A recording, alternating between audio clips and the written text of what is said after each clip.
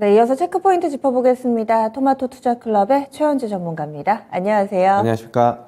네, 오늘 어떤 부분들 봐야 될까요? 화면을 통해서 확인합니다. 첫 번째로는 철강 섹터의 재료를 가져오셨네요. 도금과 컬러 강판 가격 인상 추진된다. 이렇게 되면은 이것을 파는 철강 업체들은 또 가격 인상 모멘텀을 받지 않을까 기대가 됩니다. 어떤 업체가 해당되는지 그리고 현재 상황 알려주세요. 예, 철강사들이 이제 건축 자재나 가전 제품에 주로 쓰이는 도금이나 컬러 강판 가격 인상을 지금 할 것으로 보이는데요. 지금 원자재 가격은 지금 내려가고 있지만은 원부자재 가격이 크게 오르고 있어가지고 가격 인상이 불가피하다는 입장입니다.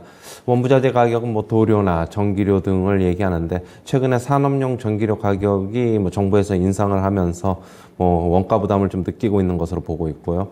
지금 주요 철강사들은 지금 톤당 10만 원 안팎 정도를 올리는 것을 지금 협의 중이다라고 지금 얘기를 하고 있습니다. 그렇게 본다면은 철강사들에게는 수혜가 될 수 있을 것으로 보고 있고, 뭐 가전제품이나 건자재, 건축자재를 만드는 회사나 그다음에 자동차 등을 만드는 회사들은 뭐 가격 인상을 할 수도 있지 않을까 그렇게 보고 있습니다. 역시 뭐 관련주로는 철강사들을 좀 봐야 되는데 동국제강, 그다음에 KG스틸, 포스코스틸리온 이 컬러 강판을 주로 만드는 회사들인데요. 뭐 하나하나 좀 보도록 하겠습니다. 동국제강은 지금 컬러 강판 국내 1위 업체인데요. 지금 최근에 뭐 주가 움직임은 뭐 다들 뭐 코스피 하락으로 인해서 뭐 같이 빠졌는데 가격 인상이 하게 되면은 뭐 역시 뭐 수익성이나 뭐 이런 실적 개선에는 좀 도움이 될 것으로 보고 있고요. 뭐 주가 좀 어제도 반등했는데 뭐 전체적인 코스피 반등 과정에서 같이 좀 반등은 나올 것이다 그렇게 보고 있고요. KG스틸은 국내 2위 업체입니다. 컬러 강판 지금 주가 상당 부분 많이 하락했습니다. 밸류에이션으로 봤을 때는 8,000원대, 뭐, 큰 무리가 없다. 뭐 장기 투자자 입장에서는 좀 그렇게 보고 있고요. 역시 3위 업체인 포스코 스틸리온도 좀 봐야 되는데, 포스코 스틸리온 상당 부분 가격 많이 빠졌습니다. 그러나 이제 포스코 스틸리온 같은 경우에는 뭐, 밸류에이션적으로는 뭐 크게 좀 문제가 없는데, 거래량이 하루에 너무 적다라는 것이 약간 좀 문제가 되고 있는데요. 전일자 거래량도 하루에 지금 10,000주 정도가 안 됐지요. 9,980주니까. 그리고 하루 평균 거래량이 지금 한 10,000주 중반? 한 13,000~14,000주 정도밖에 안 된다. 유동성이 상당히 좀 부족해가지고, 투자하시는 개인 투자자분들 입장에서는 차라리 좀 거래량이 있는 동국제강이나 뭐 이런 쪽에 좀 차라리 이쪽으로 매수가 낫지 않나, 그렇게는 보고 있습니다. 네, 그래서 이 컬러 강판 하는 업체들 가운데서도 동국제강이 가장 낫지 않을까 이렇게 의견을 주시네요. 다음은 두 번째 체크포인트 넘어가겠습니다.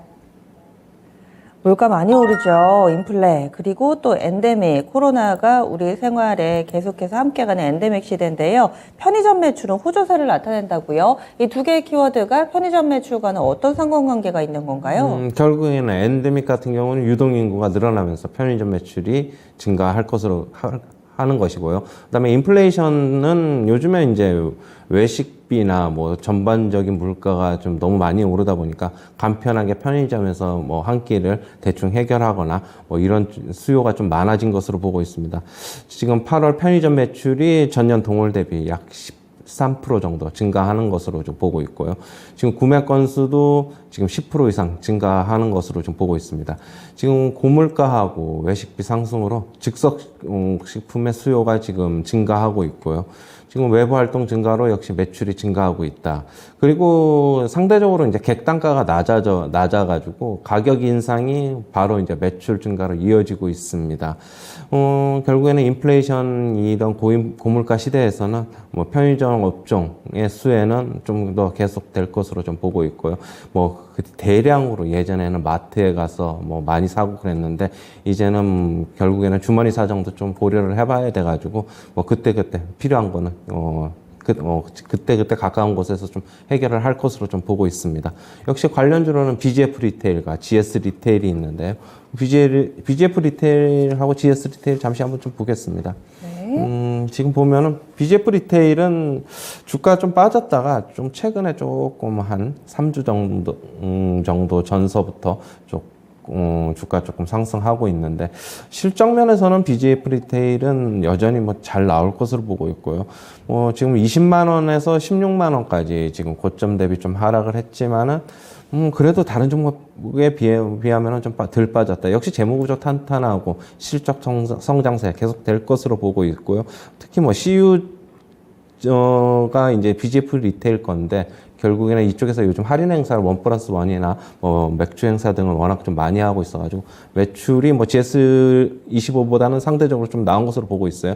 GS 리테일의 주가는 상당히 부진합니다. BJF 리테일에 비하면은 실적과 결국에는 뭐 여러 가지 파르나운 호텔 그런 쪽에서의 염려도 같이 좀 지금 주가에 반영이 되고 있다라고 보고 있는데 앞으로는 GS 리테일도 점점 BJF 리테일처럼 주가는 어느 정도 좀 상승할 것으로 보고 있습니다.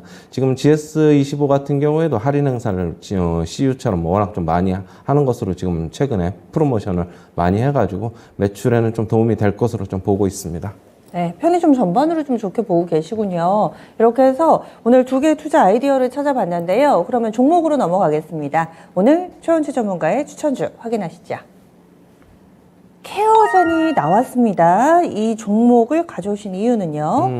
네, 역시 전체적으로 실적 성장세가 계속되고 있고 좀 이따 말씀드리겠지만 주가는 급락보다는 여전히 박스권에서 견조한 움직임 보이고 있고 지금 박스권 하단에서 지금 반등하고 있는 것으로 보고 있습니다. 지금 성장 인자 단백질과 펩타이드 연구를 바탕으로 해서 의료기기와 기능성 화장품, 그다음에 바이오 원료 물질을 생산해서 판매하는 업체고요.